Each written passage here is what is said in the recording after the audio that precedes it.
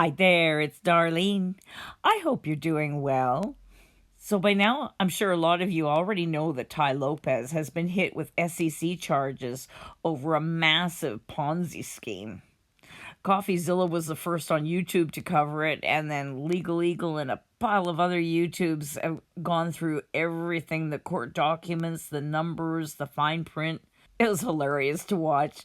I wasn't going to touch it because everybody else was all over it. And then I came across this video. Here's a man, Ryan Daniel Moran, calmly explaining how he lost $1.5 million to Tai Lopez. And the entire time, he sounds like he's defending a bad ex. He's like softening it all up, giving Tai Lopez the benefit of the doubt, and at the end still calling him a good man. And that's what pulled me in and made it right interesting for me, because I could not wrap my mind around that until I watched this video. Because, yeah, this is a story about a Ponzi scheme, but more than that, it's a psychological one. What we're seeing here looks exactly like the emotional pattern of both a pig butchering scam and someone coming out of a toxic relationship who just hasn't fully processed what happened yet. So it's super interesting because he walks us through the actual investments, the money, the returns, and he was early in on this thing. And so it's each step of the way through a matter of years what he went through with Tai Lopez, and then seeing it slowly disintegrate, the red flags, and then finally the ghosting. But what really grabbed my attention, it wasn't just the money, well, although that was a pretty big part of it for me, you guys know me, but it was the mindset. Because he kept rationalizing things and the excuses, and he still feels loyal to Tai Lopez, which just blew my mind. So in this video, I'm going to be reacting to his story and breaking down what's actually happening underneath it. Both step by step what was happening as per the SEC, but also step by step how a pig butchering scam goes and how a bad breakup goes with a nasty ex who's into gaslighting you and into twisting the truth, as Tai Lopez did to this poor bastard. And I want you to realize how even smart, financially savvy people can still get pulled into something like this. This guy dropped $1.5 million. Obviously, he wasn't stupid. If it can happen to him, it can happen to you or me. But first of all, a clip from CoffeeZilla's video, because, hey, he knows what he's talking about and he's hilarious. he's been doing videos on Tai Lopez for years. And then, and he interviews a different guy, too, that was in this scheme, so that's cool. And then I'm going to show you some clips from Legal Eagles, because I want you to realize because it goes step by step too what happened. Because those SEC court documents, ooh, they show a lot. And that way you'll see it from the facts of what was actually happening and be able to compare it to Ryan's perception of what was happening while he was in there. So cool, really interesting. So, here we go, CoffeeZilla. Please like and subscribe. It's always the ones you suspect the most. Here in my void, I want to talk to you guys today about Tai Lopez, who is roving the streets like a madman after recently he was accused of raising $112 million through fraudulent offerings with his co-founder Alex Mayer and Maya Birkenrode. This is the SEC has now taken a case against Tai Lopez, but he's still ranting about books. Remember, they can't control you if you read the right books and inform yourself. Now, let me say, Tai, depending on the outcome here of these allegations, they may be able to control you. I'm just going to be honest with you. It doesn't matter how many books you read. These allegations spell trouble for our boy, the boy from the garage. I don't know if you remember our fresh-faced guy, the reason for the ad block. Here he is right here. Here in my garage, just bought this new Lamborghini here. And I guess now we know how.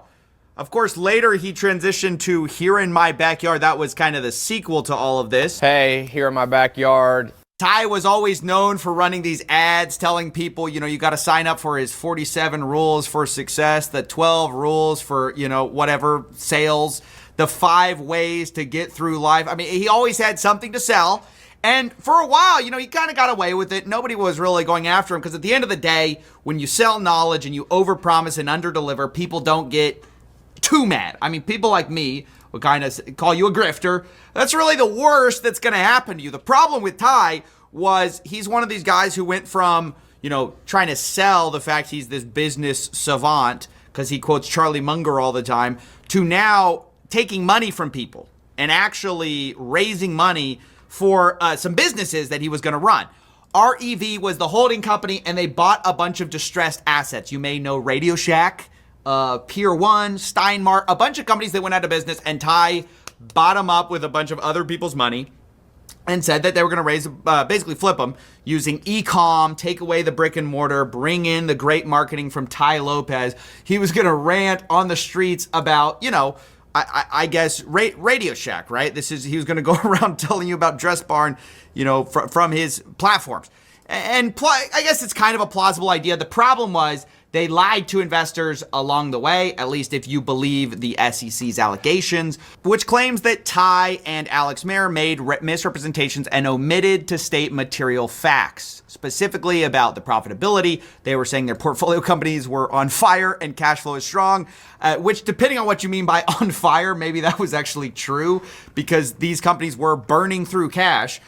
Meanwhile, they were raising money from investors, mostly through a combination of debt and sometimes equity. And when things were falling apart, at least $5.9 million of those returns that were supposedly distributed to investors, like the payback for the loans, were in reality what they call Ponzi-like payments funded by other investors. In addition, Tai Lopez and Alexander Mayer apparently misappropriated approximately $16.1 million in investor funds, which were diverted for their personal use. They're using it for personal, spending, I guess. Just bought this new Lamborghini here. According to the SEC, according to their allegations. Now, of course, they're going to have a chance to defend themselves, but I have to say, guys, we have to do better than this. If this guy is selling you something, he's saying he's going to turn it all around after years of just bombarding you with grifter ads, I have to tell you, we're in trouble. But I also want to say, if you are a grifter and you want to go out there, I have to warn you, do not lie to your investors. They will eventually catch you. I actually spoke to somebody who basically talked about his experience with Tai Lopez. The worst part about it by far were all the lies and omissions. They kind of say like, hey, look, I get that businesses fail, but specifically they were dealing with Maya and getting paid back some of their funds. This was at a time where it was not admitted that these companies were doing very poorly. They were saying, oh, we're doing so great. We're doing so awesome. And so Maya was behind the scenes promising to pay this guy back his wire and literally sending, according to him, confirmations of the wire transfer while not actually sending the money. And if you guys don't know, that can be, there can be some criminal liability there sometimes. So, incredibly serious accusations. I'll let him tell it. My name is Jared Getz. I've known of Tai for, obviously many years. He was always, the biggest internet marketer out there. I mean, the deal was great. It was, 20% returns on your money for 2 years. And then there was supposed to be a return of capital after 2 years and a balloon payment of 40% paid with your principal returned. And so, I threw in, I think it was like $275,000 or something like that. And, and they were paying back, monthly interest payments and things were going really well. And then right around the time when the principal was due, and I'm a very easygoing, reasonable person. Right around the time the principal was due, Maya reached out and she was like, hey, is it cool if we postpone your payment for 2 weeks? We're just getting things in order. And they sent a test wire and I got the test wire and they said, okay, cool. We sent your wire. And, a day goes by, I didn't get it. 2 days go by, I didn't get it. 3 days, didn't get it. Hey, Maya, I didn't get the wire. Cool, let me look into it for you. Let me figure out what's going on. About a week later, hey, sorry, Jared, there was an issue with the bank. We're going to have to try this again. Let me know if you got this other test wire. So next day I get another like $50 wire. Yeah, got it. No problem. Great. All right, cool. I'm going to send the rest of it. Of course, I don't get the wire. I don't hear from them for a few days. And then they said they sent the wire again, and I didn't get it. And then I started getting ghosted. And that's when I was like, and to be honest, I'm not the type of person that like, I get it. Investing, you sometimes you win, sometimes you lose. But when there's lies and deception and complete and utter disrespect, that's where things start to get hairy. And so I would, start to get ghosted for a little bit longer and longer until it was like, hey, what's going on with this? And it got to a point where she sent me a screenshot. Hey, the wire got sent out. And I'm like, okay, well, if I got a screenshot of a wire and then I didn't get the wire, of course. And then I got ghosted for like about a month. And at that point I'm like, hey, like, at this point it's just rude. Like, can you at least just be on, like, just tell me what's going on? And then I finally hear back from her like a little bit over a month later. And she's like, sorry, I was traveling. I'm like, are you kidding me? You were traveling? Like, what does that mean to me? And then, we start talking again. And the last message I heard was like, hey, sorry. I think it was her dad. She's like, hey, sorry, my dad died or something. And then I just got completely ghosted from there. And at this point, like, they had set up these WhatsApp communities with all the investors, which at first it was all this camaraderie and everyone's like, hyping each other up. And then people start getting a little bit weirded out that, and you start to see other people aren't getting their money.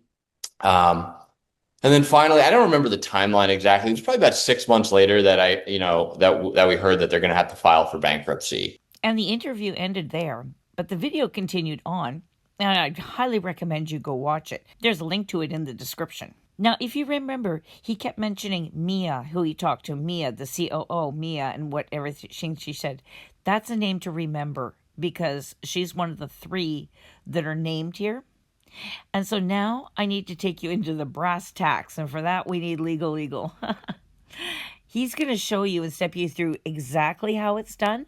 His video, too, the link to it is in the description. I highly recommend you watch the whole thing, because especially if you're into exactly the legalities of it. I'm going to skip past that and just give you where he's talking about it and drawing it all together, or else this would take forever. Else this video would take even longer than it already is gonna. But he's going to explain exactly. So, and pay attention because these same names that he's talking about will come up in the video I'm about to discuss with you. You will see so many parallels. But apparently all this looked legit enough to inspire a bunch of people to invest with Lopez and his partners on his latest business venture, buying up dead brick and mortar stores and then resurrecting them as e-commerce businesses, which in and of itself could totally be a legitimate business and certainly is far from the scammiest thing that Lopez has ever done. But it looks like Tai Lopez found a way to make it scammy. In 2019, Tai and his business partner, Alex Mayer, founded Retail E-Commerce Ventures, or REV, which purchased a series of dead mall brands like Radio Shack, Dress Barn, Modell's Sporting Goods, and Pier 1 Imports for rock-bottom prices. The theory was that these companies still had enough brand recognition to be zombified into profit-making e-commerce businesses. But in order to buy the husks of these companies, Lopez and Mayer needed to raise money. Luckily, Lopez had a ready supply of suckers. There's a saying, if you're in a room and you don't know who the sucker is, you're the sucker. You never want to be the sucker. Investors, on hand from his 67 Steps email list. Because allegedly between April 2020 and November 2022, Lopez and Mayer managed to raise a whopping $112 million from hundreds of different investors. Now, when these investors signed on, they were allegedly given letters of intent. These letters spelled out the terms of the investment, including what specifically the person was investing in. Now, Lopez and Mayer told investors that they had 2 choices. They could put money into Rev, the parent company, which would give them an indirect share of all the smaller companies Rev owned, or they could invest directly into one or more of those smaller companies, including any of Rev's 8 retail brands. So apparently investors who chose a specific company were promised that their money would be used to acquire that specific company. And in exchange for their money, investors were promised outrageous payoffs. Lopez and Mayer told investors that they would get a full return on their investment and could earn up to 25% per year, and they would also get a monthly payment of 2.08%.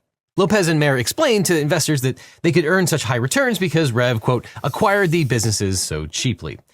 Remember, kids, If something sounds too good to be true, it definitely is. Also, never invest with Tai Lopez. Because the truth was that the e-commerce model wasn't working and these companies never generated a profit. The government alleges from October 2021 to October 2022, Rev and its brands incurred monthly net losses ranging from $3.8 million to $12 million. While some of the companies generated revenue, not a single one turned a profit. Things got so desperate that Radio Shack, the home of ham radio nerds and high school AV geeks, suddenly morphed into a cryptocurrency platform with a bizarrely offensive Twitter presence. But worse, apparently Lopez and Mayer continued to report to investors that companies like Dress Barn and Steinmart were, quote, on fire and, quote, the cash flow is strong. Apparently in online and in-person meetings, they pitched new investments by touting the success of previous ventures. They claimed, for example, that Dress Barn, one of Rev's earliest acquisitions, had helped to raise funds for later acquisitions. In reality, Dress Barn lost nearly $13.7 million in 2020 and $10.7 million in 2021. And Steinmart lost nearly $1.7 million in 2020 and $5.7 million in 2021. But Lopez and Mayer also claimed that Rev never missed a payment to a single investor, and apparently this too was a lie. From early 2022, investors began claiming that the company had failed to make the promised payments.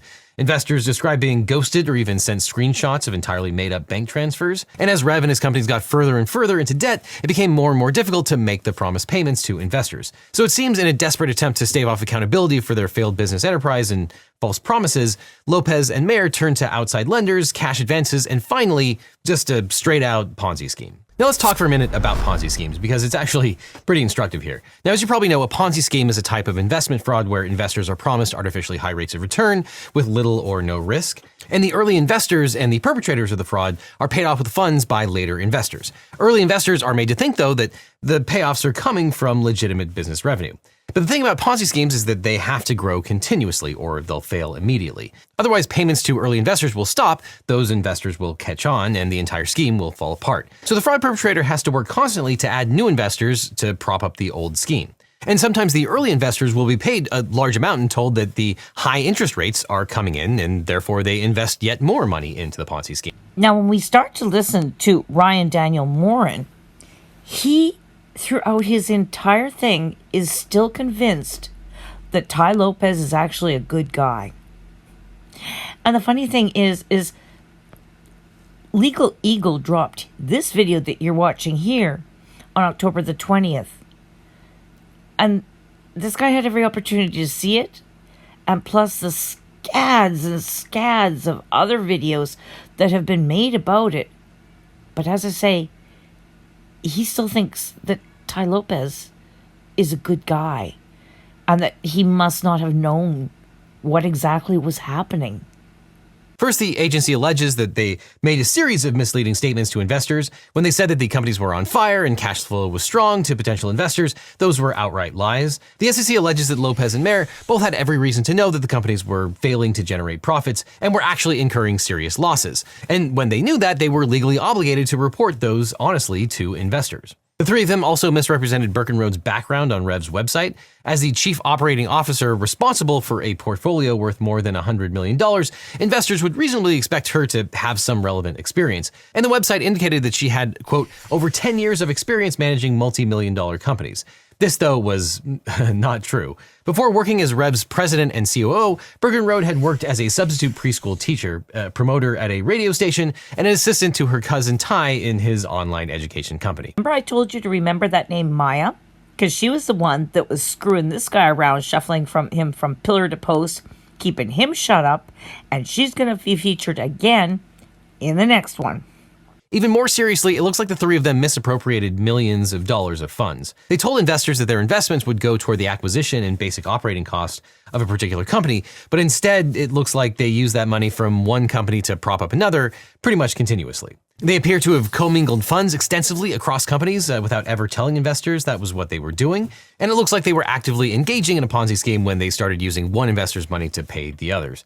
According to the SEC, quote, from July 2022 to October 2022 alone, defendants directed at least $5.9 million in new investor funds to be used to pay returns to early investors in classic Ponzi-like fashion. And probably worst of all, it looks like Lopez and Mayer stole millions of dollars of investor funds to line their own pockets. Lopez and Mayer are alleged to have misappropriated $12.5 million and $3.6 million respectively by diverting investor funds to their personal accounts, owned or controlled by them for no apparent business purpose. They couldn't just be negligent with their accounting, they had to actually know that the statements were false. But the agency did include lots of facts in its complaint that will lay the groundwork for this. For instance, the income statements for the companies, which prove that they were losing a lot of money, which the defendants would have had access to.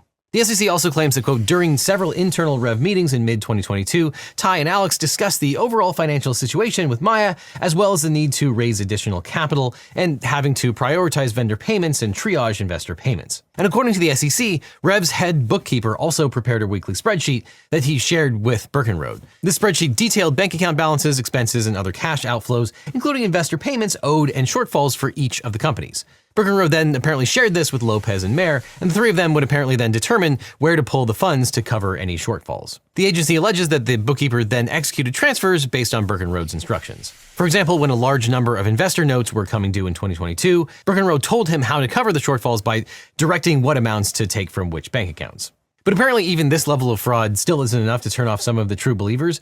Jared, the investor that CoffeeZilla interviewed, who lost about $275,000, has said that, quote, I actually still do business with them because they're not bad dudes. They freaking hurt themselves more than anybody. Doesn't that just blow your mind? But you gotta realize that if people who are smart, wealthy, experienced, and well-networked can be psychologically manipulated like this, anybody can. They weren't stupid. This is human psychology. And gurus like Tai Lopez know exactly how to exploit it.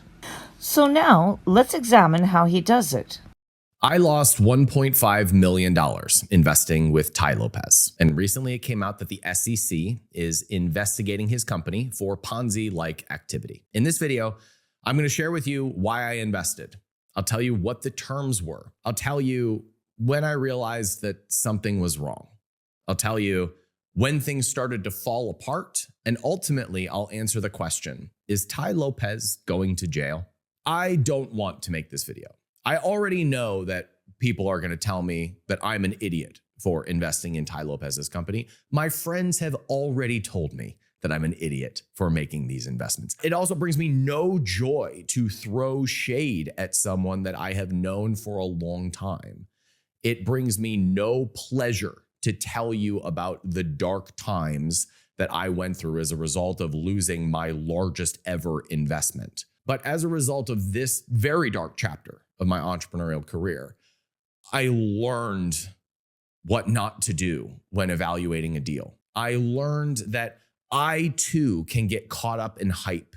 I learned that I too can get blinded by short-term interests at the expense of what makes sense long-term. I learned that I can ignore red flags. And I hope that as a result of making this video for you, I help you avoid some dumb decisions in your future. So I have much respect for Ryan Moran coming forward like this and bearing himself and telling us everything that happened. And as I said, I am going to be showing you how this is both like someone who's been in an abusive relationship, as well as how it also mirrors the pig butchering scam. So I'm going to be saying a lot of tough things about what he should have seen or what were red flags that he missed. But I am not casting shade on this man. It makes me think of the saying, there but for the grace of God go I. You know, this can happen to any of us. Now looking at it from the outside looking in, oh yeah, well, you should have noticed that. But yeah, of course, real easy for me to say, right? So respect to this man, you know, but let's look and see what's happening here. Now already, he's not angry at Tai Lopez. No, he's making excuses for him already. Have you ever watched that YouTube channel Catfished? So most of the people that have, you know, thrown away tons of money on there, they're always saying afterwards, well, she was so nice or he was so nice. And it's still, even at the end, they're praising them up because they haven't yet realized the depth of the manipulation. And that's when the victims choose self-blame instead of anger. They internalize the harm. I should have known better. I was stupid. I was too trusting. And that protects the abuser from any kind of accountability, right? It primes the audience to see him as the problem, not Ty's behavior. So victims of pig butchering scams often open with shame when recounting the scam. Shame is the goal. It keeps them silent. And the same with catfishing, and the same with the abuse parallel. I mean, the victims often start their story with, oh, it was stupid of me. Oh, I should have seen the red flag sooner. Oh, always this self-blame, right? This is exactly how someone sounds when they still feel loyalty to a toxic ex. Let me start with what might be the most controversial part of this entire video. I think that Tai Lopez is a kind person. Even after losing my entire investment in his business, I still think that he has a good heart and has good intentions. I met Tai Lopez way back in 2011, back before he was famous, back before Here in My Garage.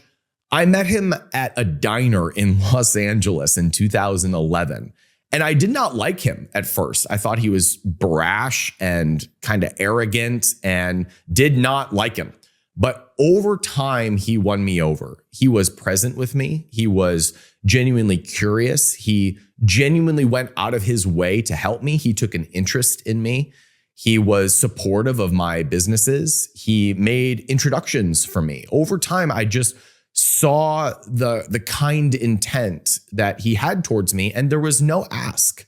There was no pitch. There was no promise. I just genuinely developed a bit of a friendship with him, and I grew to like him. Or let's imagine this scene. A guy's in a bar with a bunch of his loudmouth a-hole friends, and they're all being jerks together. He looks over and sees the hot chick at the other end of the bar. He then straightens up and starts talking nice, shushes his friends down, goes over there, and he starts being real nice. He makes her feel special. He makes her feel chosen. He makes her feel valued. Yeah, he's not a nice guy. He's a manipulator. This isn't kindness. It's bait. It's love bombing. And let's face it, if that woman didn't have something that he wanted, he wouldn't have bothered. He would have probably stayed over there with his buddies catcalling and being an a-hole. I mean, what if she was ugly? No. If she's pretty, though, oh, then he'll become all nice and cultured. Ooh. Yeah, same deal. But really, it's the same with the pig butchering scam. I mean, you're not going to waste your time if your mark doesn't have any money, are ya? And what was Tai Lopez after? He needed investment capital. And let's face it, this man is always sniffing around for money, right? So Ryan was able to come up with $1.5 million. So yeah, as soon as Tai Lopez realizes that this guy isn't some broke loser, he starts being nice. He turns it on. He makes him feel special, and chosen, and valued. Again, this attention, it's to create emotional reliance, and then the victim confuses the manipulation with an actual friendship connection or love connection, as in the other case. Now, with the pig butchering scam, this is the part that's called fattening the pig, the emotional bonding and the love bombing. The scammer builds a relationship, showers the victim with attention and praise and emotional closeness. And that's precisely what Tai did here. And that is textbook grooming. It creates loyalty, affection, and the belief that this person would never hurt me. Just like pig butchering scammers pretend to be a caring partner or close friend, Tai created emotional closeness first and way before asking for money, which makes him look so honest and open and reliable. And then over the next decade, I watched his meteoric rise to fame. I watched him interact with some of the most famous people in the world. I saw him build an audience faster than I have ever seen anyone in our space do. And I saw that there was a skill set there. There was something about his approach to business that I wanted to learn. That was something that I wanted to get better at doing. And I wanted to place myself in more opportunities to learn about that skill set. So when he started to buy up bankrupt businesses and turn them into e-commerce plays, I looked at this and I thought, this actually makes sense. So in 2019, Tai and his partner Alex had the opportunity to buy Dress Barn, which was a multi-decade established brand that had hundreds of thousands of customers. And they were going bankrupt. And they had the opportunity to buy that entire business for $5 million. And the thing that stood out to me was when I was on the phone with his partner, Alex, and he said, Ryan, these people can't even send an email without it being this crazy bureaucratic process. We're going to clear all that out and we're going to start talking to our customers again. And I was like, I so understand what you mean. I work with some big companies that can barely send an email and I know how much money they're leaving on the table. So on paper, this made a lot of sense.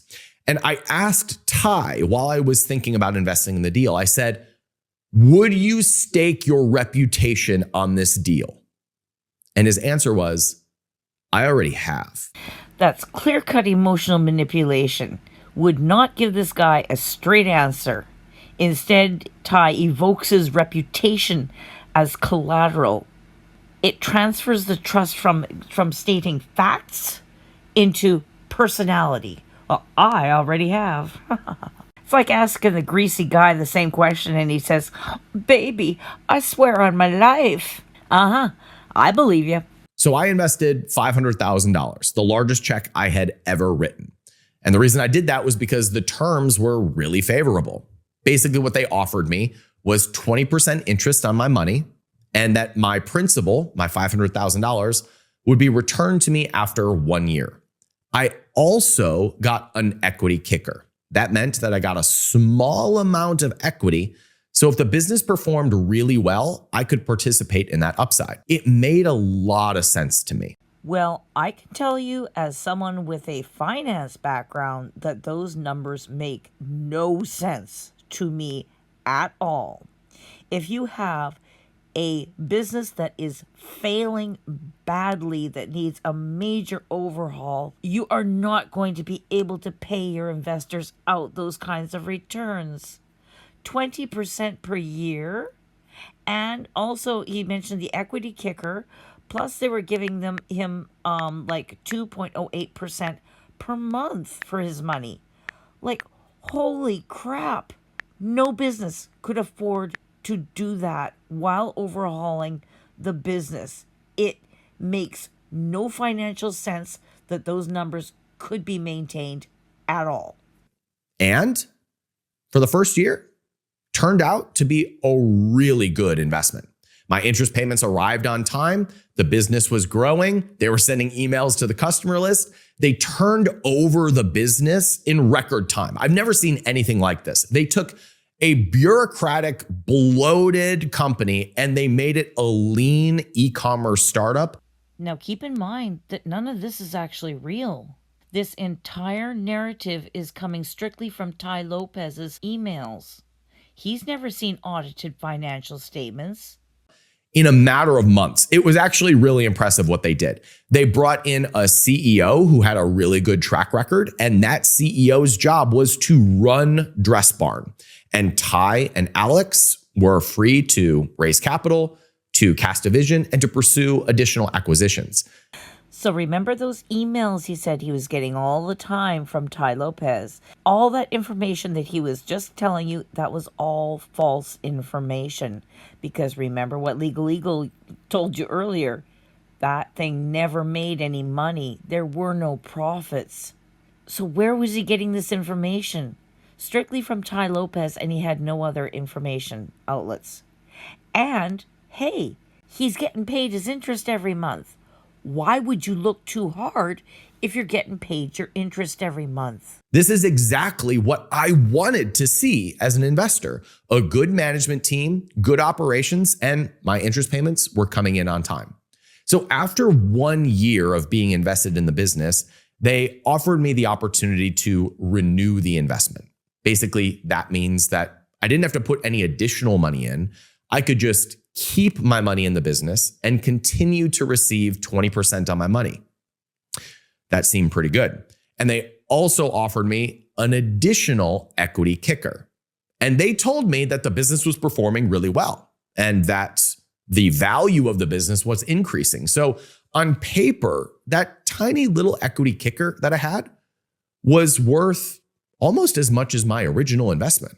So this was looking like a really good deal. So I renewed the investment. It was a 2-year term, and that meant that I would get my $500,000 original investment 2 years from the renewal. And I would have all these interest payments, and I would have additional equity in the company. Honestly, it was a really sweet deal. So at this point, if any investor were to take out their original investment, that would really screw the pooch for Tai Lopez and friends. So of course they're going to offer these really favorable deals. But remember, it's all only on paper. He said that the equity had built up so that his equity kicker was now really good. There was no equity.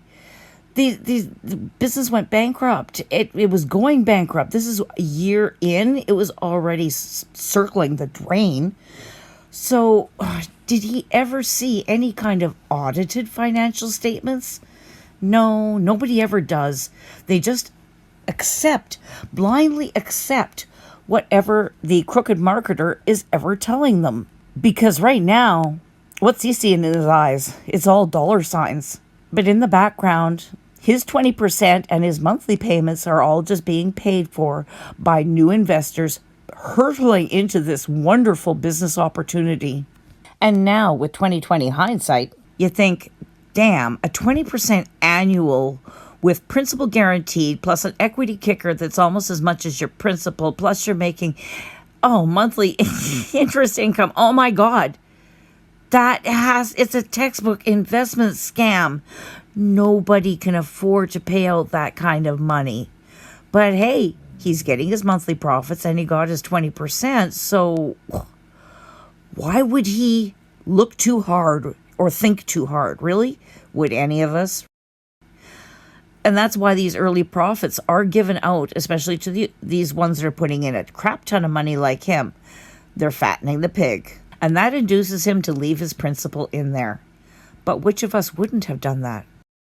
Within that 2-year period, there was this event called COVID-19.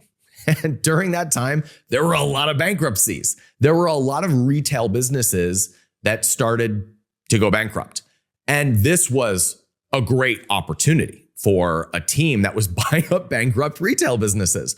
So they made the acquisition in Pier 1, and it was the same terms that I was offered for Dress Barn.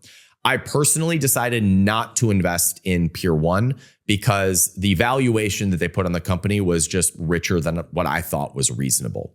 They also bought Models and Steinmart and a host of other retail companies. I passed on all of those deals. Somewhere in that time, I was told that Dress Barn was EBITDA profitable. That meant that it was making money before they paid taxes and interest and depreciation, that the business itself was profitable, and that they were valuing it on additional capital raises at $100 million valuation. My equity kicker was worth millions of dollars at that point. So this deal worked out tremendously well from everything that I was hearing and everything that I was seeing on the surface. And the fact that they were making all these other acquisitions was a really good, healthy sign to me that this overall vision was heading in a direction that seemed like it could become something really big. However, during that time, there was something that stood out to me that gave me reason for pause. These are what I call internal red flags. It's your intuition screaming, something's off, even when your loyalty just won't let you actually see it. And this is really important to note because I think this is one of the reasons why things started to fall apart. In addition to raising capital for Dress Barn and Pier 1 and these other businesses, Tai and the operational team started some other projects. And these other projects were tech plays. they started deploying a lot of capital into a Slack competitor, and it was called Bulldozer. I don't know what the thought process was there. And this was also during the time, you remember that app that was big during COVID, the audio app called Clubhouse? And this was going to be like the new revolutionary social network, and it just blew up during COVID. Well, they started a competitor to that too. It was called Speakeasy. And they started putting all these resources and this capital and this focus into these tech plays that seemed very outside of the focus of Dress Barn and Pier 1. And at that time, they started raising money at the holding company level. And what that means is instead of just investing in one of the brands, you could invest in the whole business, everything that they did. And this is the important point to note about this. I wanted nothing to do with the holding company. I intentionally never invested in the holding company. In fact, I was kind of grossed out by the idea of investing in the holding company because I wanted nothing to do with a Slack competitor. I wanted nothing to do with Speakeasy, the social network. I wanted nothing to do with those. I saw them as high-risk plays that had a pretty good chance of going to zero. Now, if they worked out, they could have been multi-billion-dollar deals, but I just didn't think it made sense for them to be doing that while also making acquisitions in Dress Barn and Pier 1. So I never invested in the holding company. I only had money in one deal, and that deal was Dress Barn. And what I was told was that that deal was going great. And I had every reason to think that that was true. Actually, the very, very first red flag I noticed was when he said that one company, he thought that it had been overvaluated. So how does he know that Dress Barn hadn't been overvaluated? How does he know that the profits are actually true? Well, he just kind of sloughed that off. And then he starts noticing all these odd choices and side projects. Like, he's got to think that the same people that are running the Dress Barn deal are running all these other little weird side projects. But because they're not directly affecting him, he sloughs it off. He's seeing these inconsistencies, but he's denying them because they're just, as I said, not directly impacting him. It's like having a boyfriend who's treated all of his exes like crap. Girl, you're not special. You're next. There was one other deal that was just odd, and it was when they bought Radio Shack. And Radio Shack was probably the most known brand of anything that they had bought. And within a couple of weeks of them buying Radio Shack was one of the top trending topics on Twitter. And it was because you may remember this. There was like some very bizarre tweeting happening from the Radio Shack account. It was vulgar and crass and rude, and it just got so much attention. And I was like, I don't think this is such a good idea. So I reached out to Tai and I was like, is everything okay over here? And he's like, dude, we're the number 3 trending topic on Twitter. This is amazing. And I was like, okay, maybe this guy's a genius. Like maybe this is actually just a really smart play. But instead of selling, I don't know, iPhone chargers at Radio Shack, they turned it into a crypto project. What are we doing here, guys? Poor Radio Shack. I bought a ton of CB radios from them back in the day. I'm not joking. Anyways, what he's describing here, though, is classic Ponzi scheme behavior, because Tai Lopez has to keep rolling out project after project after project to keep attracting those new investors so that he can keep the original investors, like this guy, paid. I mean, that's where his money's coming from, because we know that Dress Barn wasn't actually making it. So this is baffling him, but he's not putting 2 and 2 together yet.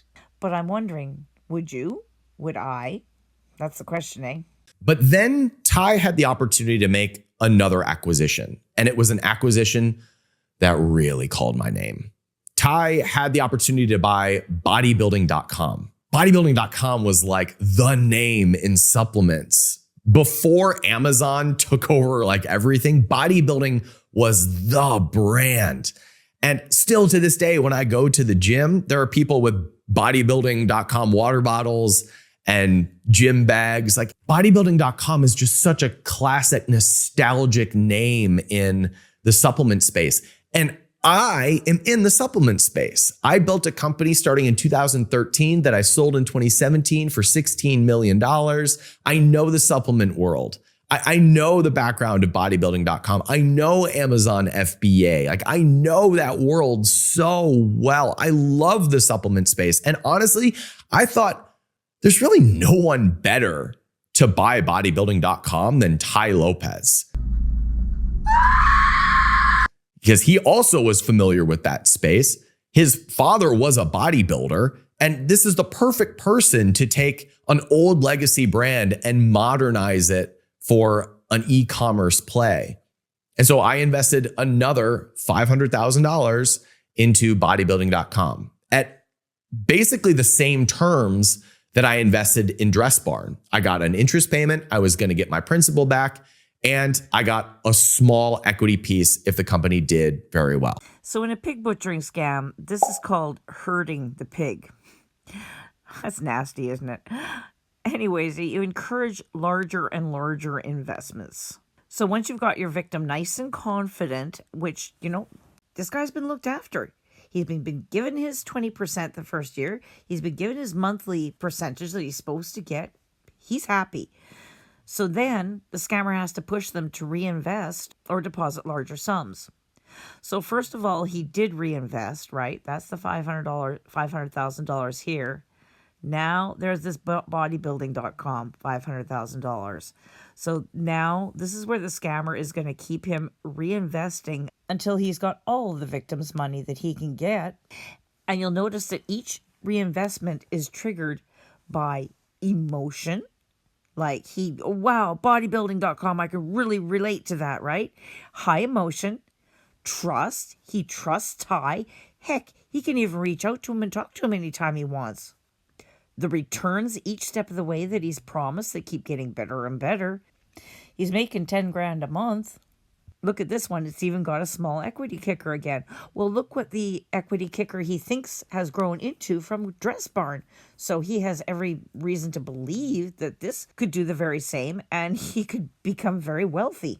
And he has that supposed proof that things were working. Now, this was a brand, a business that I wanted to be involved in. I said, introduce me to the CEO of bodybuilding.com. I want to help. Get me involved. Like I was really excited to be a part of such a big acquisition. And no one ever called. No one ever reached out. Multiple times I asked, hey, who's the CEO? Who's running the business? And I never got a clear answer. And that should have been a red flag. Like that should have told me something. But the interest payment checks kept coming in on time. And let me just be honest, the payments between those two investments were really healthy. I was getting passive income from two different businesses at a 20% interest rate, and they were hitting the bank every single month. And there it is, the fattening stage. Those early payouts make the victim trust the scammer more than their own instincts.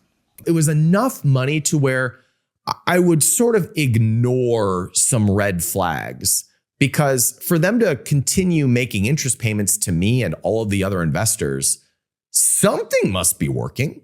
And in my casual conversations with some members of the team, they would say things like, you'll never believe it, but we started emailing the customers and they started buying more product, which is exactly what I would say if I had taken over a big brand and was doing the stuff that I know how to grow the company. Just email your customers, put out good products, get reviews, make good connections, do good work, and you grow the business. Like, it made sense to me. It was a satisfactory answer for me to say, it sounds like the businesses are growing. And to this day, I do think the businesses were growing. What? To this day, he thinks those businesses were growing? He dropped this video a full month after the SEC charges came down, where he could read about it right there in black and white, that those businesses never made any money. This is just classic cognitive dissonance.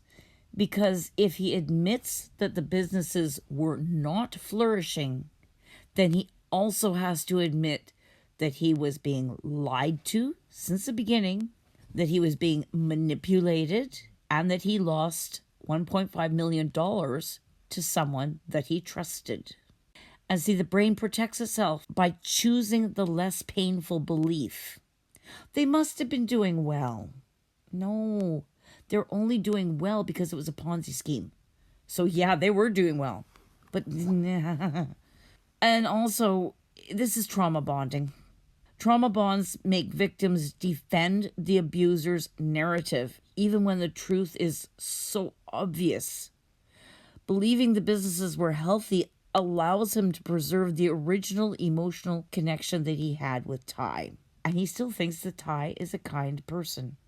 This is precisely why gurus target emotion and not logic. Then at the end, the victim ends up defending the scammer against the facts. Just like someone defending an abusive partner that they can't stop loving. I think my mother would have called this willful blindness. To this day, I think the two investments that I made, one in bodybuilding.com and one in Dress Barn, I think that those were good investments and that those businesses were growing.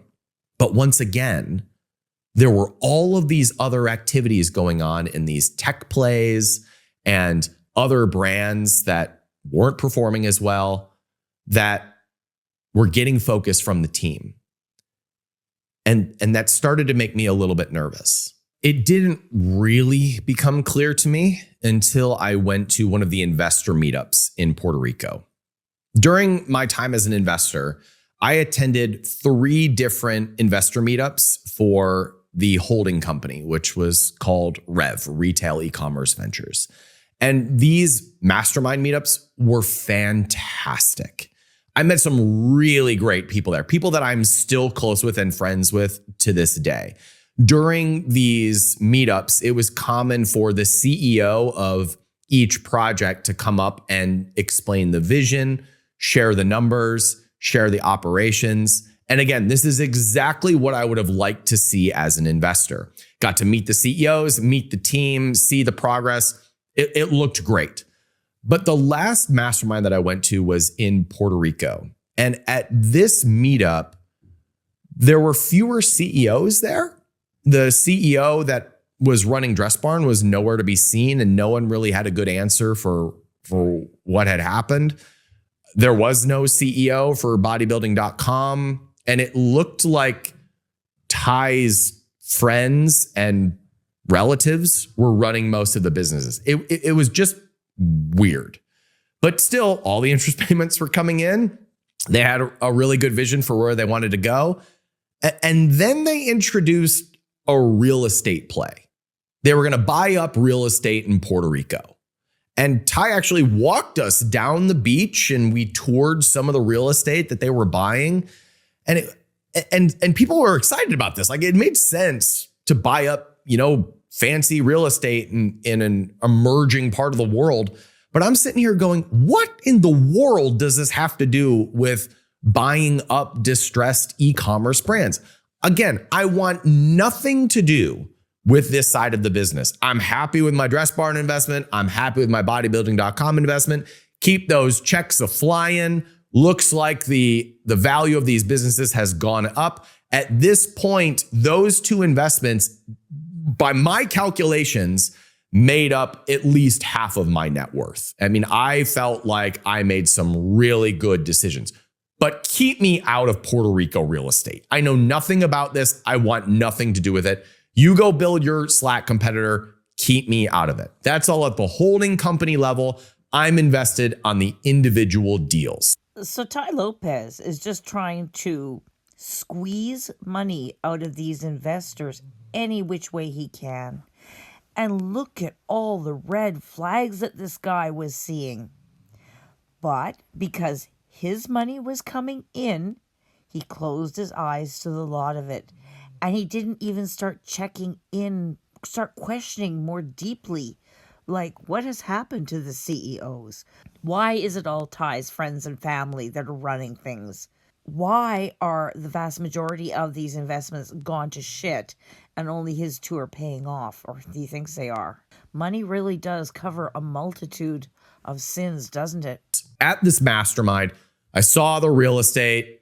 I'm kind of questioning the team that's running around. And I met a couple of people who had invested in other projects that I had nothing to do with. And one of those projects was a company called the Franklin Mint. Now, I'm told that the Franklin Mint was a big deal several decades ago. I was too young to remember it. But apparently this had some brand value with people from a different generation. I knew nothing about it. I wasn't part of the deal. And it was shared to me by some people who were invested in that their checks had gone way down, almost to zero. They had royalty deals on these businesses. Basically, as the business sold more, their checks went up, and their checks had basically gone to nothing. And they were concerned, obviously. They felt like the brand wasn't getting attention. They felt like the team was really stretched thin, and that the Franklin Mint just wasn't getting attention. It had been kind of neglected, and it had sort of gone to nothing. Once again, I was not involved in that deal, so I didn't really care. And I know that if you're going to buy a lot of businesses, some of them are not going to work out.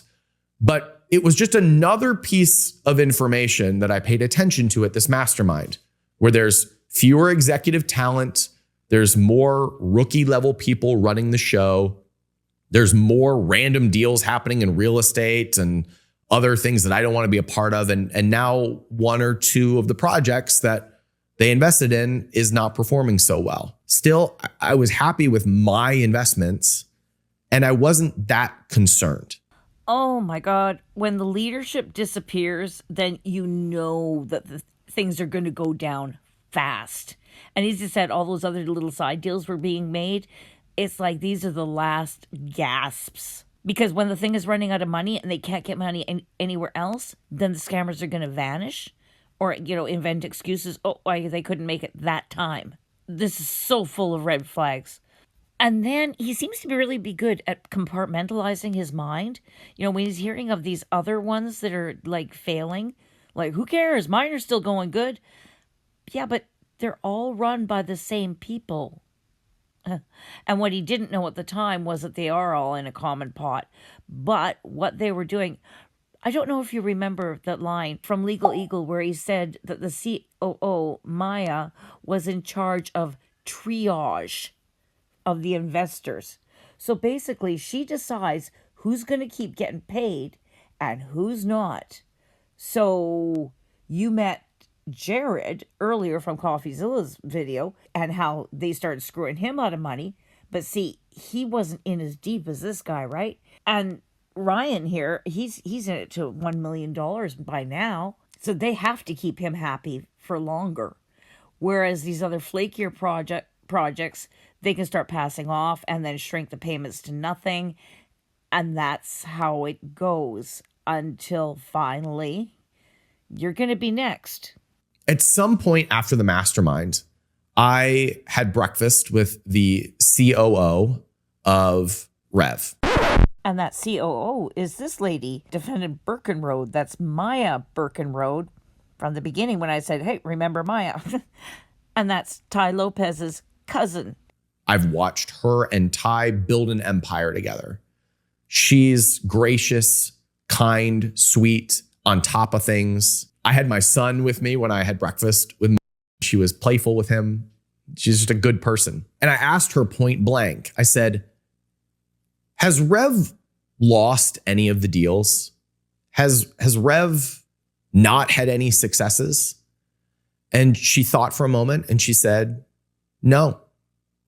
And I knew that was a lie because I knew what other investors had told me about some of the businesses that they had invested in.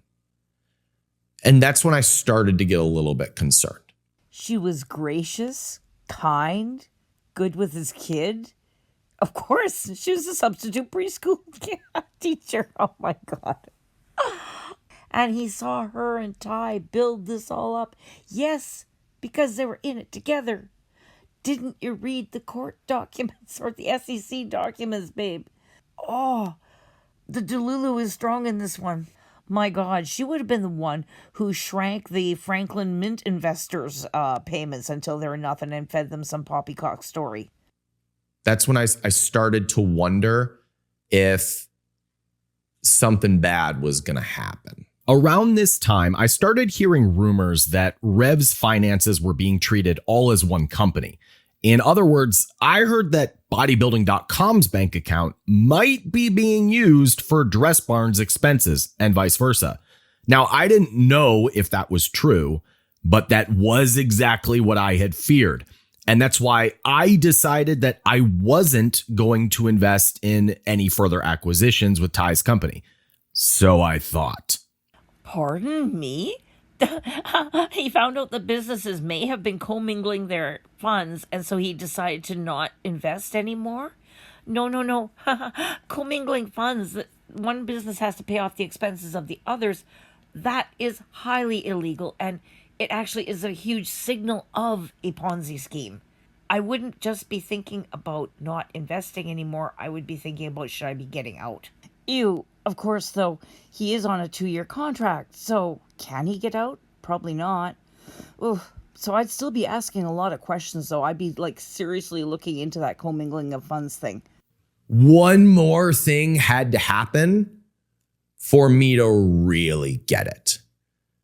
And it was when they had the opportunity to buy a company called Tuesday Morning. In late 2022, Tai and his team had the opportunity to acquire Tuesday Morning, which was a publicly traded company that had existed for decades. And at the time, their parent company, Retail E-commerce Ventures, was raising capital at a valuation of $600 million. That means that if you invested in the parent company, you were investing in a company that was worth $600 million, and they were trending towards $1 billion valuation. And that was good for all of us, because if they had $1 billion valuation, that would bring up the value of all of the holdings within this portfolio. So they had the opportunity to buy this company called Tuesday Morning, which had 500 retail locations across the country. They were publicly traded, and they had a very interesting management team. The vision of Tai's holding company had always been to go public and be Tai's version of Berkshire Hathaway. And this deal had the potential to make that a reality. So I was invited to go meet the executive team of Tuesday Morning and to walk the flagship store of this company and hear about the vision of the turnaround. Tuesday Morning was facing some financial challenges, and Rev was being brought in as the potential financial partner that could help Tuesday Morning get back on track. And the vision that they cast was actually quite compelling.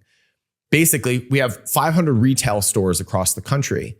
So let's do a pop-up Pier 1 location in these Tuesday Morning shops. Let's do a bodybuilding.com feature over here. Let's do a Modell's Sporting Goods in this corner of Tuesday Morning. We could keep the spirit that was Tuesday Morning and had this loyal fan base, but we could bring in all of these other shopping opportunities into the store. It made a lot of sense. It also made financial sense, I thought, because this was a publicly traded company. And this was during the time of the SPAC.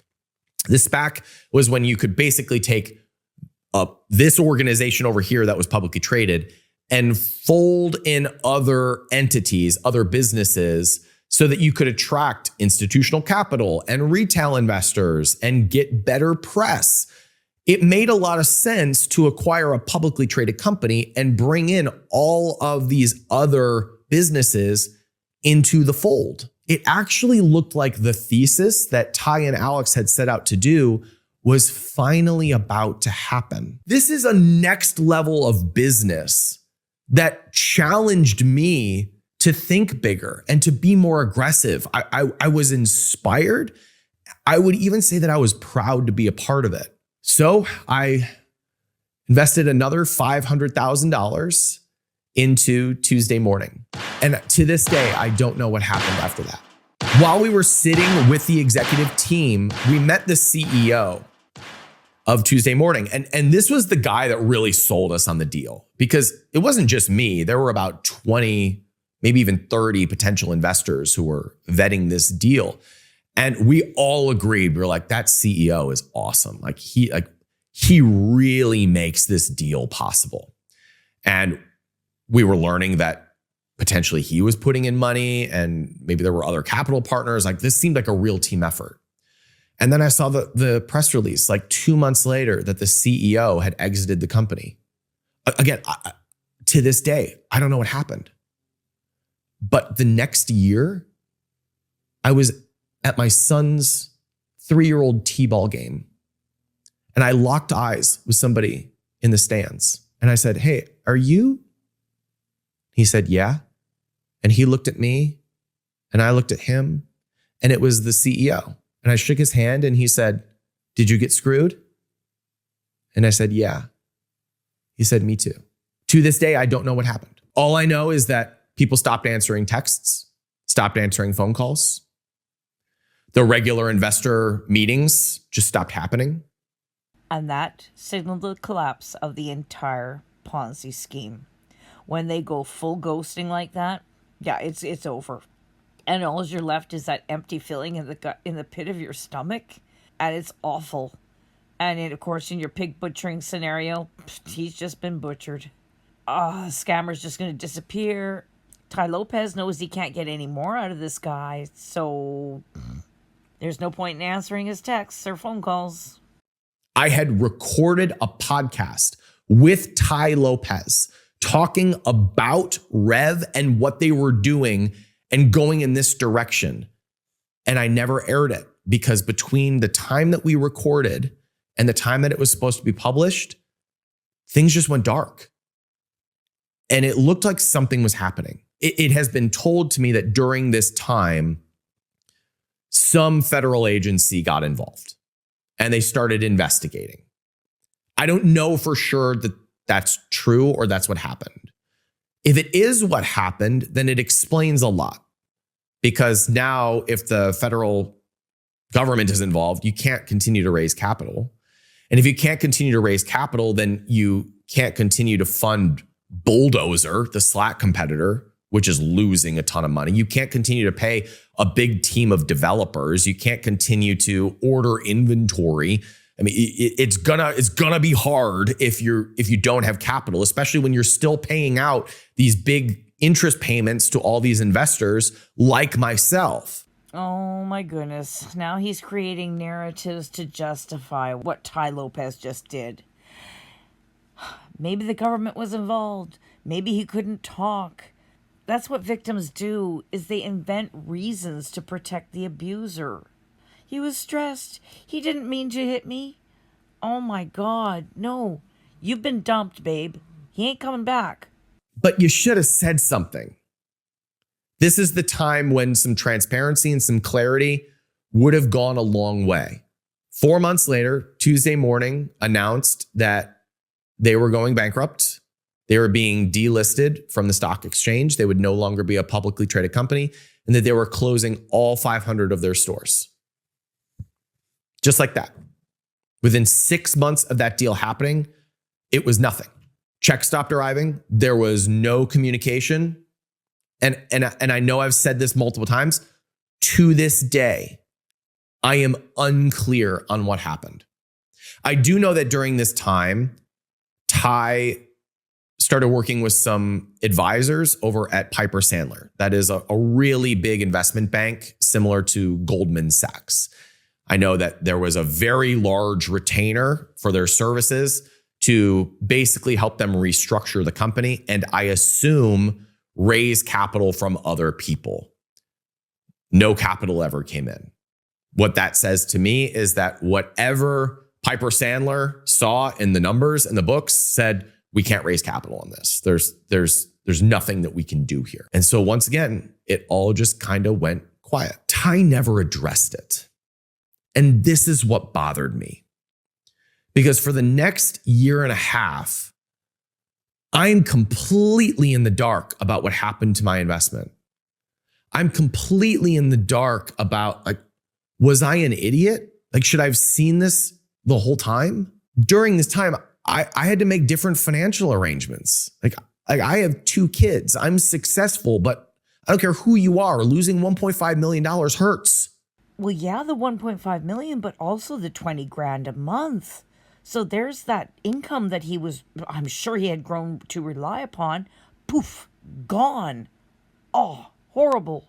During this time, I'm actually afraid to make any other investments because now I feel like everything I touch is turning to poop. Like things fell apart real quick. And before I go into the part that really bothered me, I'm just going to be really honest. That year and a half was one of the darkest periods of my life. I had panic attacks. I couldn't sleep at night. I went on antidepressant medication. I lost half my net worth. So I thought. I had to change my life and lifestyle in order to adjust for the income that I thought would be coming in that wasn't coming in. I cried in the middle of the night to the mother of my children and apologized to her for losing all of our money. These are first world problems, but man, did they hurt. And I felt like someone that I knew and liked had kind of used me. And there was no communication from that person.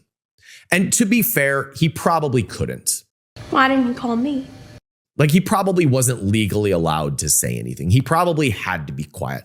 I don't know. Maybe I'm giving him too much benefit of the doubt, but there's a non-zero chance that he just couldn't say anything to investors and he needed to let the process be the process. God, stop making excuses for him.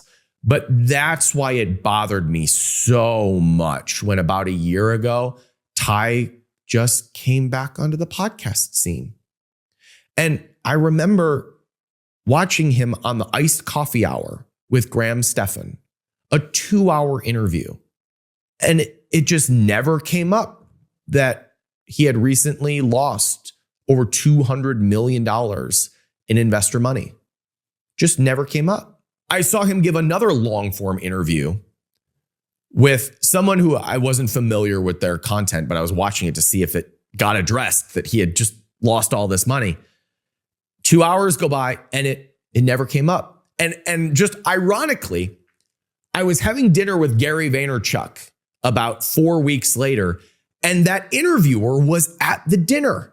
And about an hour into the dinner, I turned to him and I said, "Hey, I have a question for you. How do you interview Tai Lopez for 2 hours and never ask him about the $200 million of investor capital that he had just lost?" And he looked at me like white as a ghost. Like, I had no idea.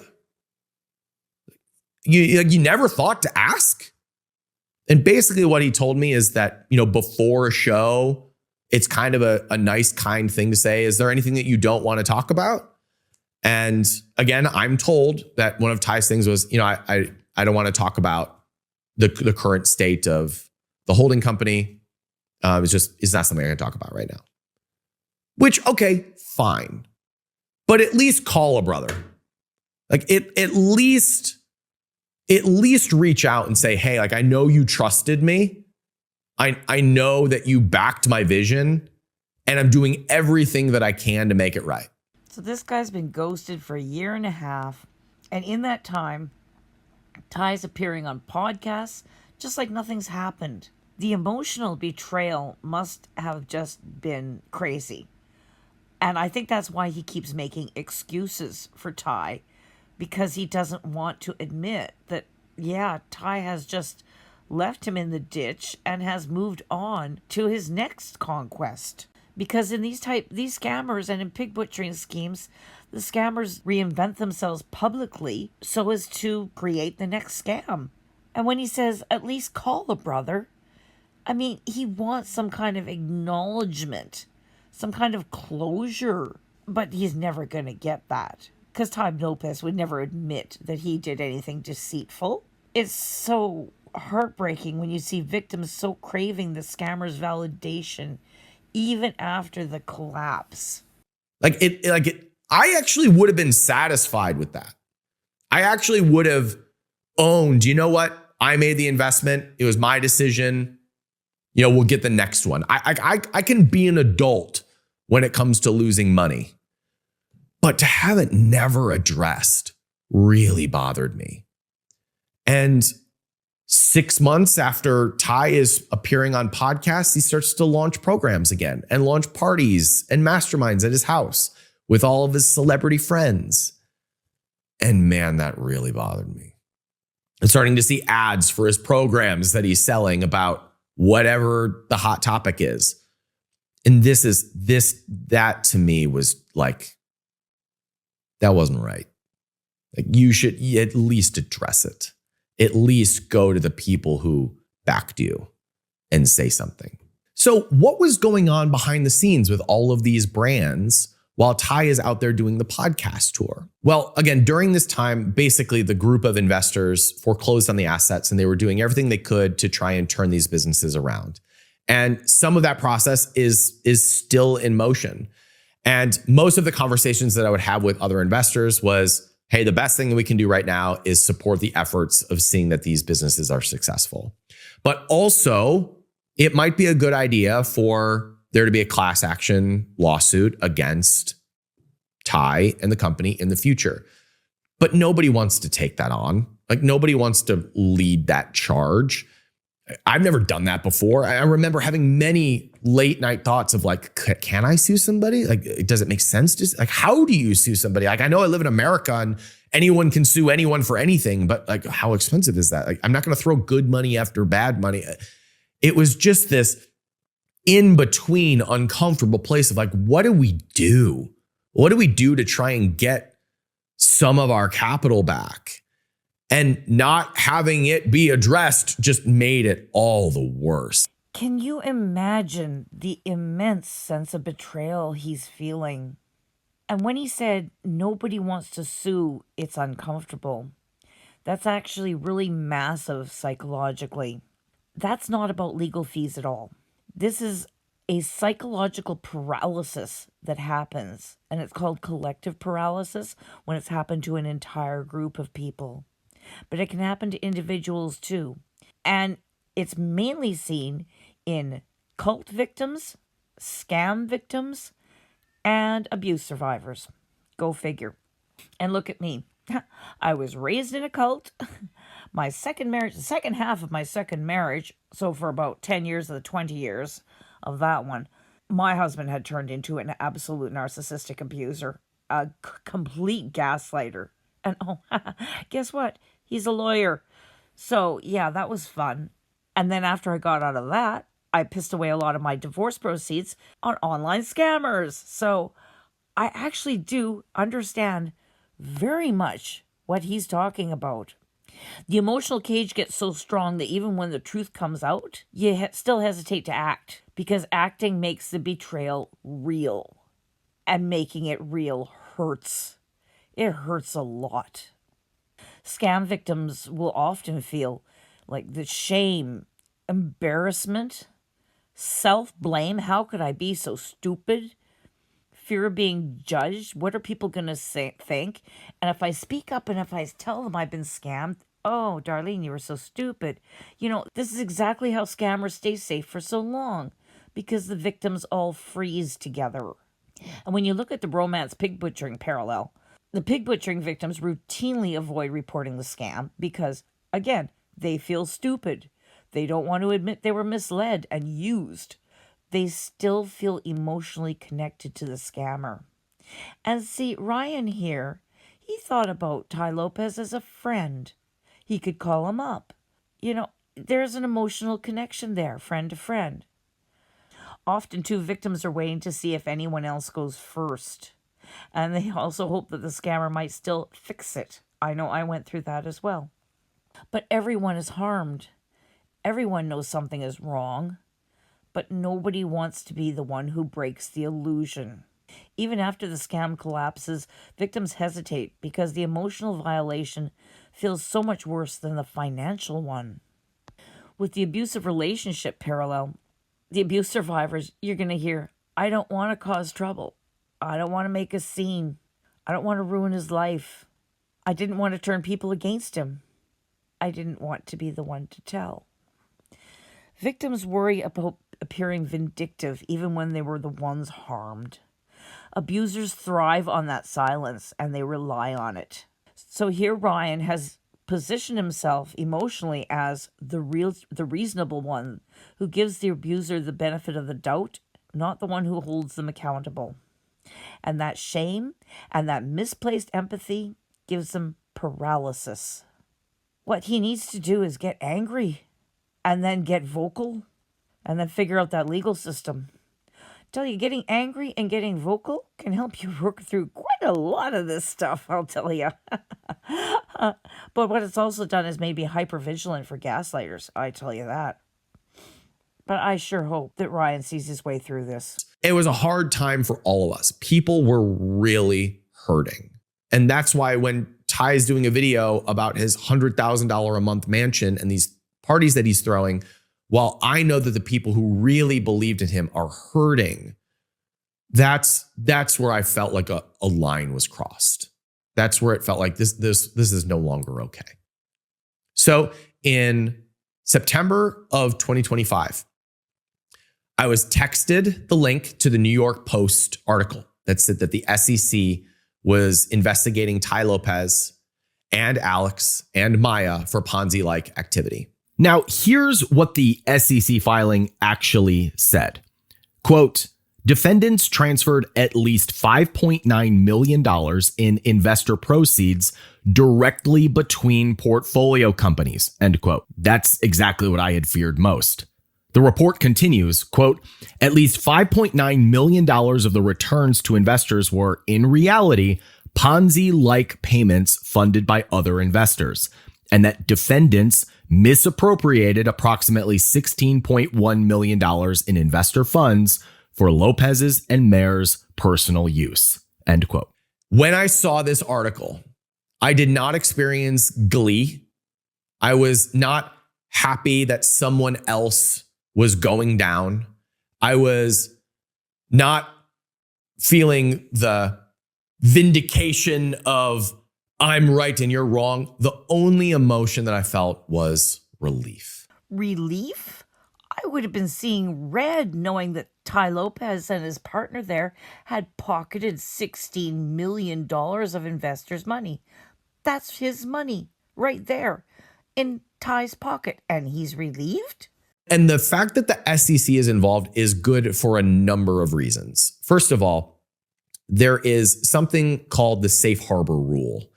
And this is a rule that was introduced after the Bernie Madoff Ponzi scheme that basically says that if something is ruled to be a Ponzi scheme, that loss can now be credited against ordinary income, which you couldn't do before.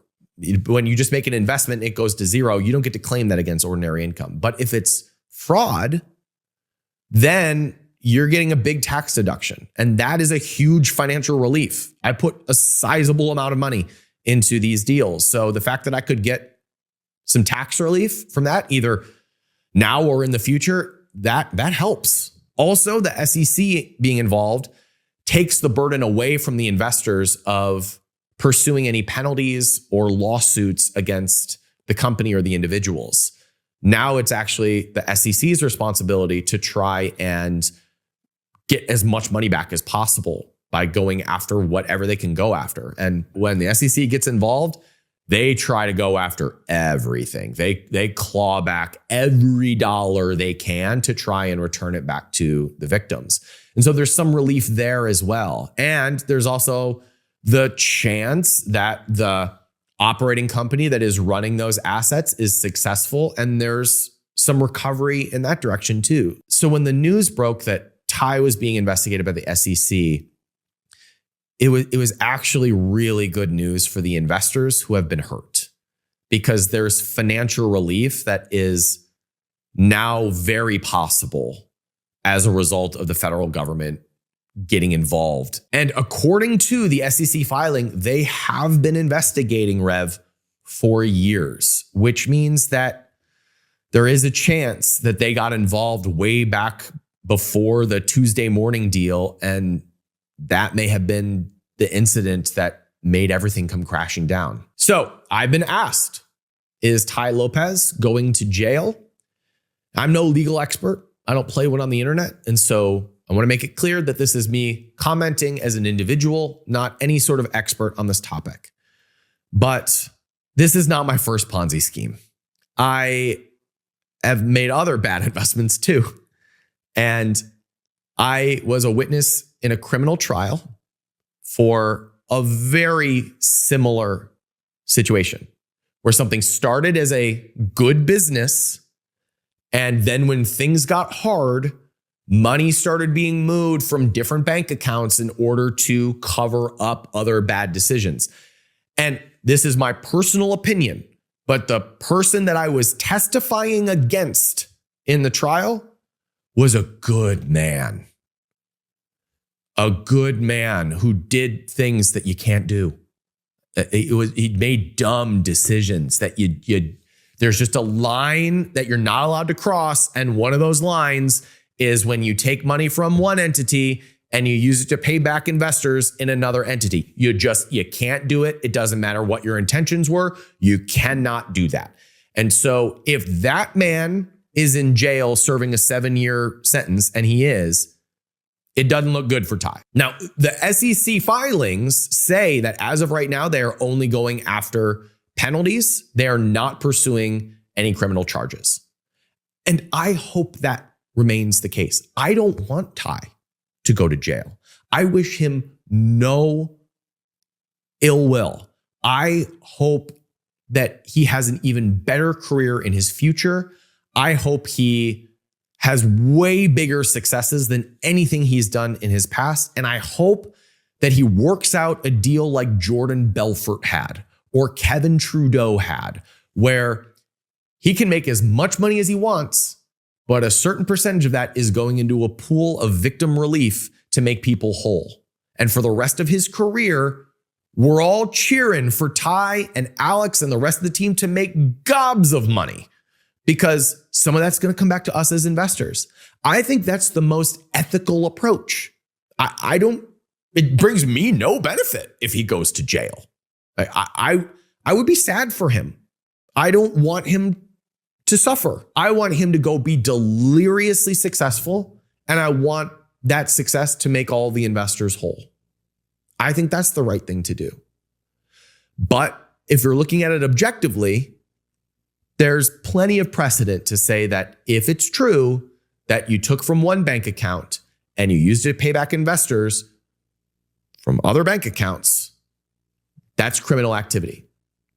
And you can be a kind person and have a good heart and good intentions and still break the law and still have to pay the penalty of breaking the law. Now, this is important to note.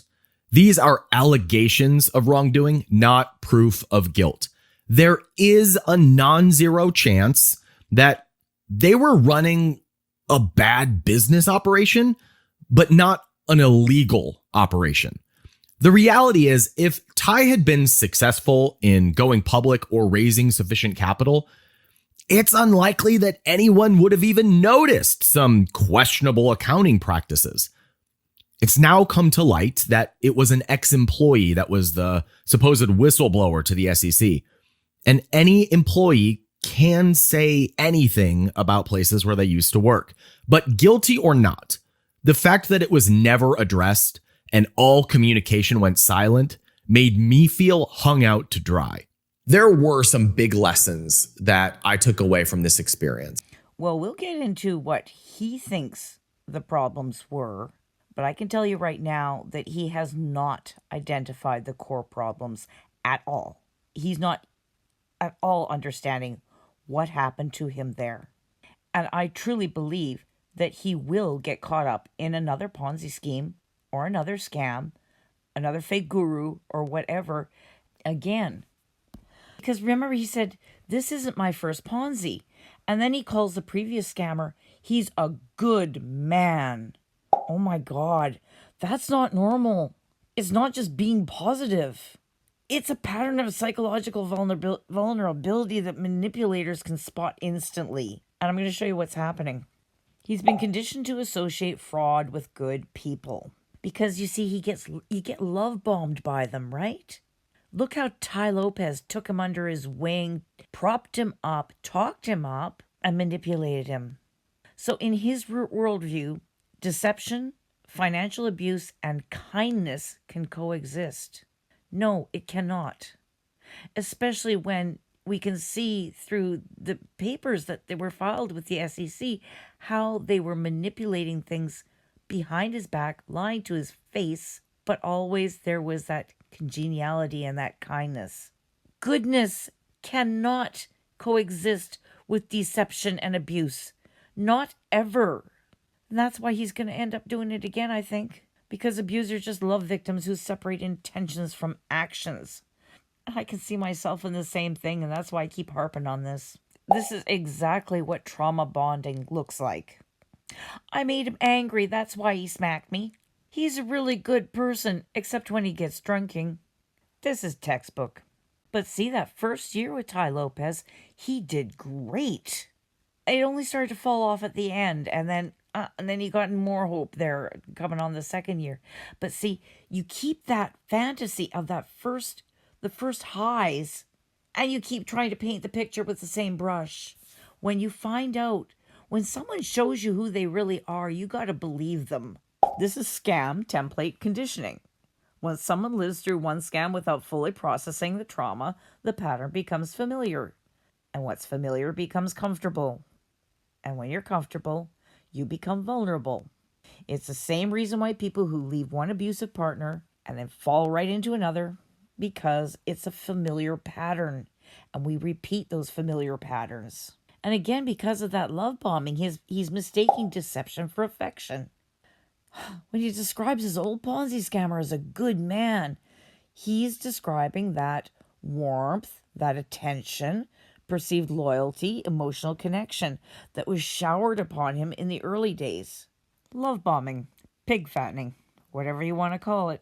Again, he's interpreting manipulation as kindness, and it's so dangerous. You know, it's our brains that are trying to look after our emotions. And so when we get too close to something that hurts, we create a fantasy. Because it takes away so that we don't have to think of the emotions of being deceived and twice and how much that hurt by people he trusted. So then you rewrite it into a fantasy. And that protects our brains from shame, but it also still makes us vulnerable because we're going to just keep repeating the same pattern. He identifies with the scammer, and that's really subtle. But he really does look up to that charisma and the confidence, that big vision thinking, and the persona of the entrepreneur. And I've seen this over and over and over again with these charismatic entrepreneurs and gurus. That's how they hook you in. And then when you're flying into their atmosphere, you get to feel like you're one of them. So even when he screws you over, you're still thinking, well, I was pretty close there. And then you're going to be right back into the arms of the next one. He has not integrated the lessons. He romanticized the trauma. He never says, I was abused, I was defrauded, I was manipulated. No. It's always, I can see what I did wrong. I was too trusting. They were good men. Things happen. Constantly framing it that way, it prevents healing. And it means that he's going to repeat it. He really, really, really, really needs to understand what a Ponzi is. I actually hope he kind of sees this. Because you know what? Right after Dress Barn, as soon as the next company was purchased, it turned into a Ponzi scheme. Because from right then and there, all funds were being commingled. And he still thinks that there are separate companies paying off each other's expenses because, one company wasn't doing so well, so it was propped up by the other. No, none of them made any money. Therefore, the only way to pay people off was to keep on putting out these new investment schemes. You cannot run a Ponzi scheme and be a good person. It just doesn't work that way. But here, poor Ryan is still thinking that these were actually businesses that they were trying to salvage. Maybe they did at the very beginning. I don't know. But as I say, as soon as they bought the second one and commingled those funds, bang, it was a Ponzi.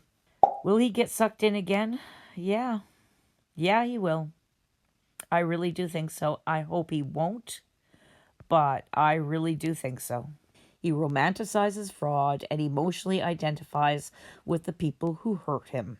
He's caught in the exact same loop as someone who repeatedly returns to abusive relationships. But now, let's see what he considers to be his takeaways. And I hope to impart some of the wisdom that I learned from this after losing millions of dollars to prevent and protect you from having to make the same painful mistakes. Once again, very dark time for me. Very, very hard couple of years going through these losses. And I had only one choice, and it was to take responsibility for the decisions that I made. Because the blaming of Tai, or blaming the government for interfering, or blaming the marketplace, blaming the Federal Reserve for changing interest rates, making it harder to raise capital, like that I can't learn anything from that. So step one for me was recognizing that I made these investments. I made these decisions. It was my responsibility to do the due diligence. It was my responsibility to read the fine print. It was my responsibility to decide who I get into business with. And from there, I can ask the question, okay, if I did this, what do I want to do differently moving forward? And one of the things that I learned about myself is that I can be too trusting. It's a benefit, but it's also a curse. I do see the best in everyone. I really do believe that everyone has the best intentions at heart. And that may be true. I don't want to not have that belief, but I have to question it when making a financial decision or getting too involved with a person or getting too deep into a relationship. I do need to remind myself that human beings are flawed. And I do need to look at an investment from the perspective of, okay, even if this person is well-intentioned, what could go wrong? And I didn't have that pessimistic voice reminding my optimistic voice to be balanced in my analysis of these deals. And so that is something that moving forward, I have carried with me of I can be trusting of people, but I can also have boundaries. I can also be meticulously clear about what agreements I am making either on paper or verbally. And I can be very mindful of watching other people and how they honor their agreements. If someone says something, do they actually do it? If someone says they're going to call me Monday at 2, do they call me at Monday at 2? And that's just evidence for me to remind myself that people are people and that I should be careful about who I get too involved with. That was lesson number 1. Lesson number 2 was that I too can be distracted by short-term returns. I was very blinded by a 20% interest rate. I was very blinded by the cachet and the presence and the speed at which Tai and this team operated, both building their own personal brands and turning these businesses around really quickly and casting big visions and raising a lot of capital. I got caught up in the excitement of things happening really quickly. And as a result, I was prone to making short-term decisions versus long-term decisions. I definitely overinvested beyond what was financially responsible for me. Now, I had the money and I'm in a position where I can recoup that money. It took years for me to get back to that baseline. I could afford to lose it, but this should have been allocated for long-term investments that I was never going to touch. And I should have put a small amount of money into my speculative things that were Tai Lopez's big vision. And so I had to create better rules for myself around the short-term investments I make, the long-term investments I make. And that ultimately gave me the biggest lesson of this experience. And that was this. I thought I was good with money. But if I was honest about the decisions that I was making, I was making really dumb decisions that went to zero. When I was honest with myself that I was not a good investor, I had to sit down and humbly do the work of learning how to invest. And it went back to basics. It went from, hey, I think this deal is going to be really good and make me a lot of money, to what's the most boring way that I could achieve all of my financial goals? And running the scenarios on boring investments, like just putting money into the S&P 500 and waiting 30 years, started to look a lot more attractive than taking risks that could lose me millions of dollars. And so I sat down and did the work of learning investment 101 and learning how to set 10, 20, and 30-year targets rather than what's going to make me money right now. Because that mindset lost me millions of dollars. The mindset of long-term plans that I can stick to for the rest of my career, that gave me a sense of financial freedom that I had never had before. And this is the weird irony. Ever since I started following that slow and steady, consistent plan, I've made the money back. Isn't that weird? Two things happened. One, my money compounded way faster than I ever thought it would. And number two, since I had a plan and I wasn't thinking about the plan or worrying about the plan or worrying about, what if it all goes to zero? I had more energy and focus to do a great job in my career and not maximize every dollar possible, just do great work, do a great job for my clients and my customers and my employees. And as a result of that, I had some of the best financial years that I ever had. And so I have made the money back and I have gotten back to a good mental place. And I've come with scars that have lessons that cost me millions of dollars. I wish that no one has to go through that in order to learn the same lessons. It's funny. I learned a lesson from Tai many years ago. It was when he was on the podcast Impact Theory with Tom Bilyeu. A lesson that Tai said on that episode was, people don't really change until they experience trauma. Once they experience trauma, they're open to changing. This was my trauma.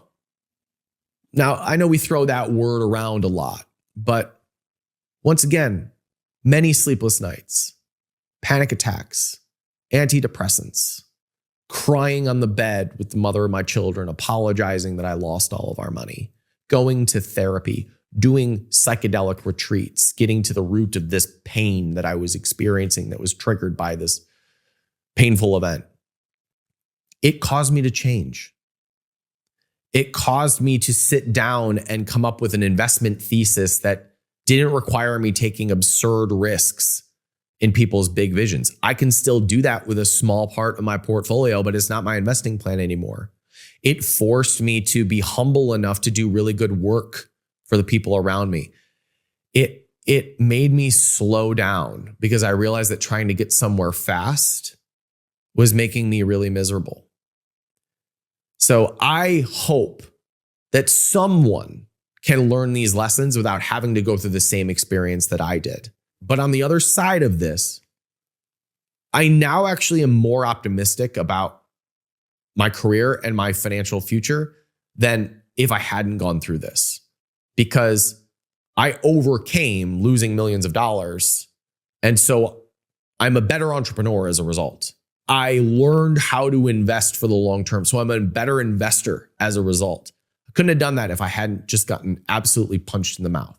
So now that we're at the end of this video, just a personal request. Don't use the comments of this video to throw shade at anyone, Tai or Alex or anyone on the team. If you want to share your experience, feel free. But this isn't the place to just throw shade at somebody on the internet. You can, of course, feel free to do that in my comments section. I want nothing to do with that. The lessons that I hope you take away are that you too can get caught up in the hype.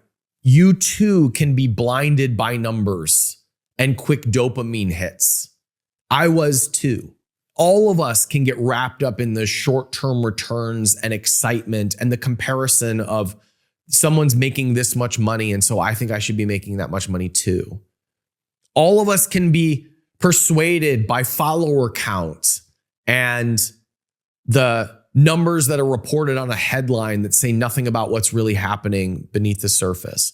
All of us tend to envy the success of other people and see our own flaws. And this was an experience in which all of that came up for me. And in your entrepreneurial career, you will have opportunities where people want something from you and you want something from them. And that's healthy. That's okay. But if what you want from them is the status or the ego metrics or the fame that they seem to have, that can blind good decision making. Once again, it was my responsibility to do due diligence on these deals. It was my responsibility to ask for the numbers that I never got. That was all my responsibility. And because of that, I can learn from that and do something differently.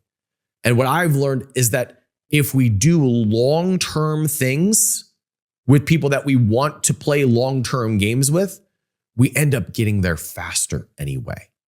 And I hope that you don't have to lose millions of dollars to learn from my errors, because I learned that as successful as I was and people thought that I was, I can be an idiot too. And when you know that, then you can humbly do the work of actually getting good. My name is Ryan Daniel Moran. I build online businesses. And up until recently, my financial strategy was I make my money on the internet and then I give it to Ponzi schemes. In the last couple of years, my investment strategy has evolved into I make my money on the internet and then I put my money into long-term assets that I believe in and I'm going to stick to for decades. And sometimes I also invest in my students and clients when I really like their business and I want to be involved. That's how my strategy has evolved as a result of losing millions of dollars. So if you're an entrepreneur or you're an investor and you'd like to follow along for the journey, I'd be honored to mentor you to avoid the same mistakes that I've made. Subscribe to the channel and I'll see you on the next episode. Take care. Here's the brutal truth. Ryan Daniel Moran didn't just lose money. He was psychologically conditioned to protect the very person who harmed him from the very start. And that's the part that should make everyone uncomfortable. Because even after losing $1.5 million, then being able to read those SEC filings, being able to see everybody on YouTube coming out about Tai Lopez, and even after the Tai Lopez is the silence, the ghosting, the manipulation, he's still calling Tai Lopez a good man. Oh my goodness, that's not being stupid, that's trauma. He wasn't investing into a business, he was investing into a person who was really just a persona, a charismatic authority figure, like a cult leader who made him feel chosen, valued, and connected to something bigger than himself. And once that emotional hook was in, it didn't matter how many red flags appeared. His brain was more focused on preserving the bond than accepting the truth. And that is how grooming works. It's why you see the same patterns in pig butchering schemes, abusive relationships, cults. You don't walk away angry, you walk away confused, self-blaming, and still defending the very asshole who screwed you over. And that's exactly what we're seeing here. This isn't about calling Ryan stupid. Far from it. It's about showing how even smart, successful, experienced people can be dismantled psychologically by someone who knows how to manipulate trust, loyalty, and emotion. So if you're sitting there thinking, well, I would never fall for that. I hate to break it to you, but yes, you could. Because this wasn't a financial trap or a test of intelligence. It was a psychological trap. And gurus like Tai Lopez don't rely on logic. They rely on the human need to belong, to believe, and to trust. Once you see that pattern, You stop blaming the victim and you start seeing the system. And if I've played any part in letting you see the patterns and the system, give me a like, hype, and subscribe. Stay skeptical, folks. Darlene out.